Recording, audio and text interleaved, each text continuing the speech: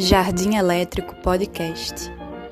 Nonsense, literatura e teatro, sem deixar de lado as frivolidades.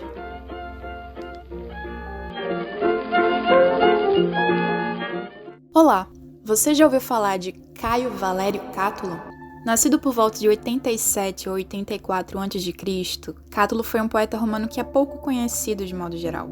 Ele nasceu e viveu em Verona, no final do período republicano, que foi uma época muito conturbada, cheia de guerras civis, revolta dos escravos, que por sua vez foi liderada por Espartaco, do primeiro triunvirato, das campanhas de César na Gália e Britânia, etc. Enfim, uma época recheada de fatos históricos. Cátulo ele vai se ligar ao círculo de poetas que são chamados poetas novos por Cícero. Isso tudo de forma pejorativa, porque ele utilizava temas considerados menores pelos críticos da época, como a utilização da linguagem coloquial, versos ligeiros, que também eram chamados epílios, e claro, falava de putaria, Cátulo ele vai ser muito importante como um predecessor da modernidade na literatura, influenciando escritores como Baudelaire, Propércio e T.S. Eliot. O que me leva a crer que quanto mais você for rechaçado pela crítica convencional da sua época, mais você é vanguarda e influenciador, porque tudo que é novo choca e quebra padrões.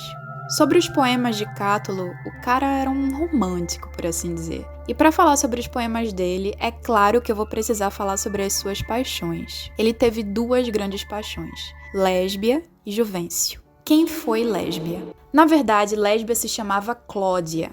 Ela era mulher de Quintus Metelo Celer, me desculpa a pronúncia, se estiver errada, manda um telegram aí. Filha de Appius Claudius Pulcher, que, segundo Ovídio, Lésbia era um nome falso que Cátulo utilizava para falar sobre a mesma em seus poemas. A inspiração pelo nome advém da admiração de Cátulo pela poetisa Safo de Lesbos, que aqui eu preciso abrir um parênteses para falar sobre essa mulher, que se por acaso você não conhece Safo de Lesbos, vem cá que eu te explico e você vai se apaixonar tanto quanto eu e Cátulo juntos. Safo foi uma poetisa grega da ilha de Lesbos. Além da poesia lírica, disse que Safo ela também escrevia poesia elegíaca e iâmbica. Cabe a Safo também o mérito de conceder à mulher um papel de destaque na poesia, inovando dessa forma na construção de uma estética literária propriamente feminina. Safo, absorvida do ambiente bélico, que era tipicamente masculino, revolucionou a estética literária, reformulando o lugar poético da mulher, enaltecendo não apenas as suas características físicas e emotivas, mas também a própria relação interpessoal feminina. A despeito da relação erótica entre mulheres não ter encontrado na antiguidade clássica uma denominação, Safo é a primeira poetisa a representar abertamente o amor entre mulheres. E não é por outra razão que temos hoje na língua portuguesa expressões como lesbianismo e safismo. Infelizmente, apenas um poema de Safo sobreviveu ao tempo, e é esse que eu vou ler aqui para você. Ele se chama Ode a Afrodite, que eu vou ler segundo a tradução de Fábio Malavoglia. Ó Afrodite sem morte, do manto florido ofuscante, filha de Zeus, tecelã de Artis, suplico-te, ó dominadora, não me abatas de angústias e dores. Mas vem a mim, como da outra vez em que de longe minha voz escutastes, e do pai deixada a casa no áreo coxo viestes. Soberbos velozes pássaros sobre a negra terra te trouxeram, rápidas asas movendo pelo ar celeste. E eis que chegaram.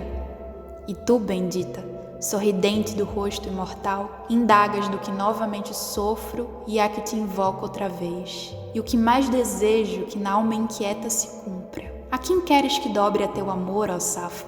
Quem te ofende? Aquela que ora foge, logo te seguirá. A que favores recusa, os oferecerá. E se não ama, em breve contra a vontade amará. Vem, pois, a mim e agora. Dissolve o duro tormento. Ocorra ao que anseia minha alma. Alia-te a mim, Afrodite. Enfim, ela era incrível e vale você dar uma pesquisada sobre. Voltando a Cátulo, a relação dele com Lésbia era de amantes, tendo em vista que ela era casada. A figura de Lésbia surge como inconstante no amor, não representando um modelo de fidelidade nem ao marido e nem ao amante. O modelo poético do desejo feminino é tomado por Cátulo a partir do modelo sáfico. O sujeito lírico admite para si um local de fala feminino e se rende passivamente à paixão. Lésbia, ela surge como a figura da dominadora, e Cátulo, portanto, como seu submisso. Além de Lésbia, Juvencio foi a grande paixão de Cátulo. Juvencio era um efebo, um mocinho, pelo qual o poeta era apaixonado. E eu não vou me prolongar muito falando sobre o rapaz, eu vou logo ler um dos poemas que Cátulo escreveu para ele e vocês vão entender. Poema 15, na tradução de André Luiz Santos da Silva. Entrego-me a ti, Aurélio, e também meu dileto. Um modesto favor eu te peço, que se em teu coração já desejaste alguma coisa que cobiçaste casta e intocada, me guardes este rapaz com algum cuidado. Digo, não do povo, em nada tememos os que, ocupados em seus próprios negócios, passam na rua para lá e para cá. É de ti e de teu pênis, na verdade, que tenho medo. Infesto tanto aos bons quanto aos maus rapazes. Esse teu pênis leva-o armado por onde quiseres, como quiseres e o quanto queiras quando fora. Só este excetuo com alguma reserva. Agora, se tua mente corrupta e teu furor desvairado te tiverem levado, crápula, a um delito tal que provoques o meu menino com as tuas artimanhas. Ah, infeliz! A ti então os castigos e os fados, que como os pés arrancados pelo traseiro aberto, rabanetes e bagres te atravessem. Meu Deus.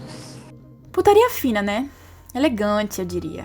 Cátulo, ele utiliza muito o erotismo expresso metaforicamente pela ação dos beijos também. Que segundo Bataille, Georges Bataille, partindo do princípio de que o erotismo não pode ser explicado cientificamente, isto é, a reflexão acerca do erotismo vem da contemplação poética, ou de algo que reúna uma reflexão filosófica.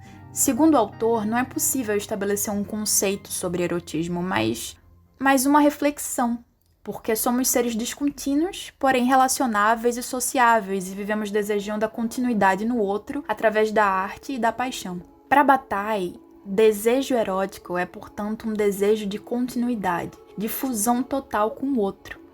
Sendo assim, no momento da integração dos corpos ao clímax, o erotismo ardente, representado nesses poemas pelos beijos. Esse desejo de fusão de Bataille vai revisitar Platão a respeito do mito do andrógeno no livro O Banquete, onde afirmava que antigamente existia essa figura do andrógeno, uma bola de carne sem feições, 4 pernas, 4 braços, muito poderosa. Como seu poder ameaçava o Olimpo, Júpiter, que não era besta, cortou-lhe ao meio. O que resta na gente pedindo complementação, que são a boca, os olhos, as mãos e o sexo, são cicatrizes dessa cisão longitudinal do andrógeno. Por esses pontos hoje cegos, obturados, fluíam o amor e outras comunicações ancestrais de que não temos memória. Tem um poema de Cátulo, da tradução de João Ângelo Oliva Neto, que ele utiliza um trecho falando sobre beijar Juvencio, e que anteriormente ele teria utilizado em outro poema sobre lésbia. O poema diz assim: beijar os teus olhos, Juvencio,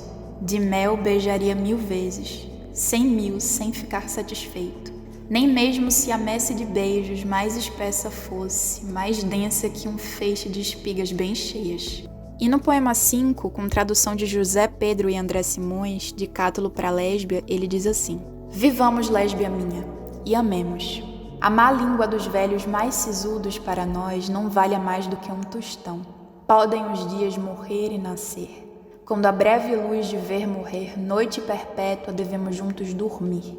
Dá-me beijos 1000 e depois 100 e depois 1000 outros e depois mais 100 e depois ainda mais 1000 e depois 100.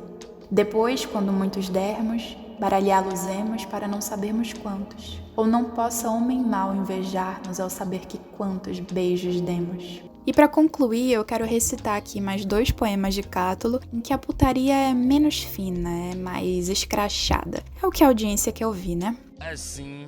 É o poema 16, de tradução de João Ângelo Oliva Neto. Meu pau no cu, na boca eu vou meter-vos, Aurélio bicha e Fúrio chupador, que por meus versos breves delicados me julgastes não ter nenhum pudor. A um poeta pio convém ser casto ele mesmo aos seus versos não a lei.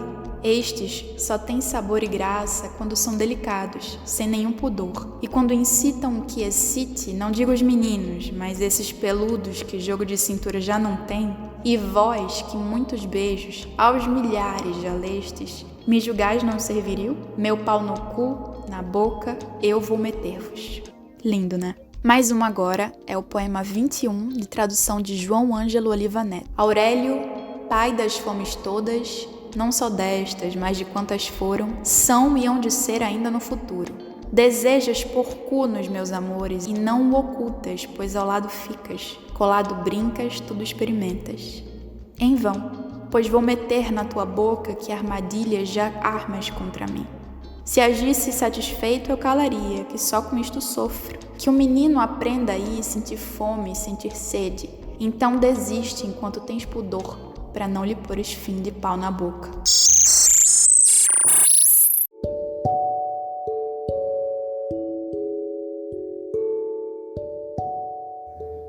E se você gostou do programa e quer me ajudar de alguma forma, envie o teu feedback com algum elogio, crítica ou sugestão para o Telegram do programa.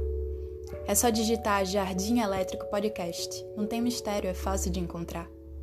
E se você quiser me ajudar financeiramente com alguma quantia, acesse o Apoia-se do programa. apoia.se/Jardim Elétrico Podcast. Obrigada.